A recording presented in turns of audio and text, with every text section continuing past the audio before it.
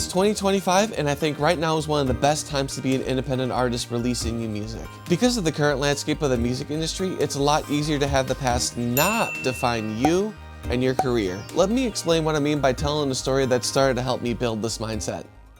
For those that don't know who I am, my name is Zach and I go by Captive Portal. I'm a music producer, audio engineer, and musician. So I've been reminiscing a lot on my music journey so far because of the videos I've been making, sharing some stories, talking about my past, and also I'm in the process of archiving my life and my music journey. I've been feeling pretty nostalgic because of it. Because of the years of experience and the body of work and how that's gonna build and grow over time, I'm noticing it can be easier to get stuck in the past and thinking about all that I've done so far and not thinking about now and the future, which that is something that I want to avoid as best as I can. I don't want my past to be a crutch or an excuse for what I do or don't do now and in the future. I also don't want the music I make to be stuck in a certain time period for my entire career. I always want to keep learning and trying new things and always try to stay current as best I can. Now let me tell you the story that helped me start build this mindset and not get stuck in the past.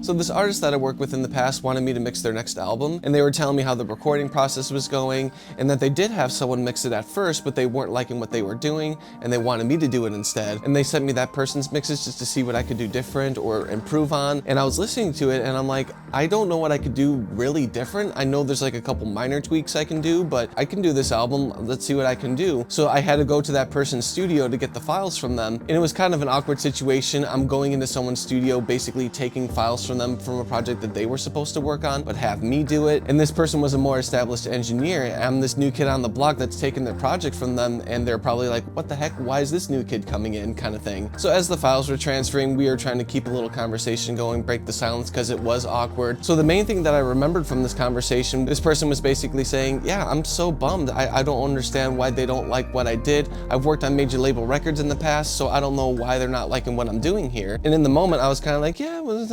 understandable kind of thing, like just like talking like that, because I really didn't know how to like respond to some of these things. So when I got the files and I was driving home, or either the next day, it's like rethinking that conversation when this person was saying, yeah, I've worked on major label records before, why aren't they liking what I'm doing on this project? And then it got me thinking, well, just because you worked on something big in the past or a major label project or you had a successful album, that doesn't mean everyone's going to like what you've done just because you've done this one project or multiple projects. And it started to turn the gears in my head of how I wanted to handle my music career going forward, and thinking about past work, present work, future work. And that got me thinking, well, maybe just because I have a successful project in the past, that doesn't mean that every single project I'm working on in the future will be successful or people will like what I'm doing just because I worked on XYZ. And that could apply in the other direction where it's like, oh, I've worked on so many bad projects, no one's gonna like what I do. But lo and behold, something in the future comes along and it defines your career in terms of like, it helps you get that growth that you want. So while the story is kind of more on the negative side of things, there are both sides to the situation where like you've done a couple of successful things in the past and that should affect everything in your future, and vice versa. Oh, I've worked on so many bad projects in the past, no one likes what I've done, that means everything I do in the future will also be bad. I don't think that's the case.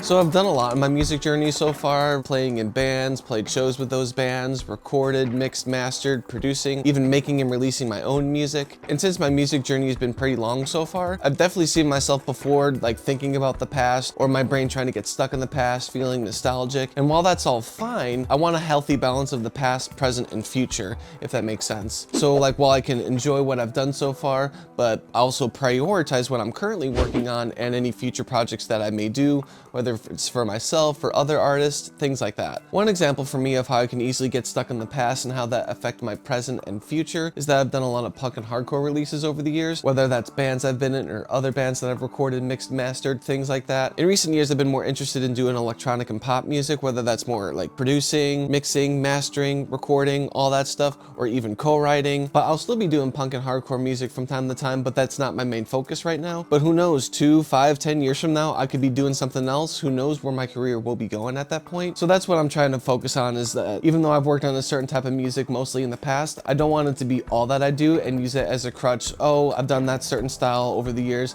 let me just focus on that and just do that, instead of trying to adapt and change to either to the current music landscape or different interests that I have, or want to try something new. So as of right now, I haven't worked on major hit records, or I haven't topped the Billboard charts or anything like that. But one thing I am trying to keep in mind as I keep growing and building my music career, maybe working with bigger artists, is that I don't want a successful project to define what I do going forward. Always being like, hey, I worked on this project, you should work with me, and not focus on what I'm doing now. However, yeah, you can use what you've worked on in the past as a portfolio and a social proof, but don't let that completely affect your present and your future projects of what you work on, whether you're a music producer or an artist or a singer-songwriter. Because yeah, you could have some successful projects. You never know that what you're working on right now or even in the future could be even bigger and better and more successful than what you've already had in the past. Prioritize what you are currently working on. Yeah, you can think about what you've done in the past, but I guess what I'm trying to say is have a good healthy balance of your past, present, and future music journey. But with saying all that, I find that it's really important to be archiving your music journey. If you want me to make a video to explain what I mean a little bit, let me know in the comments down below. So to tie everything together, let me explain why it's a great time to be an independent artist that's currently releasing music. So being an independent artist, that means you don't have to follow the exact rules that major label artists are doing. And let me explain. So the basic summary of a 2-year album cycle is that an artist will record and release an album, then tour on that for a while. 2 years later, they will release another album and tour on that for a while, and the cycle continues. Yeah, the album cycle is a lot more than that, but that's the basic gist. So as an independent artist, you don't necessarily have to follow those rules if you don't want to. You don't even have to do an album cycle if you don't want to. You can release a bunch of singles throughout the year, or a handful of EPs throughout the year, do some shows in between if you want to play some shows or tour. And one major difference between a major label artist and an independent artist is that if there's a major label artist that has an album that flops, they have to tour and promote that album that the listeners don't really like, and do that for a year or two before they can go to their next album and do the cycle again.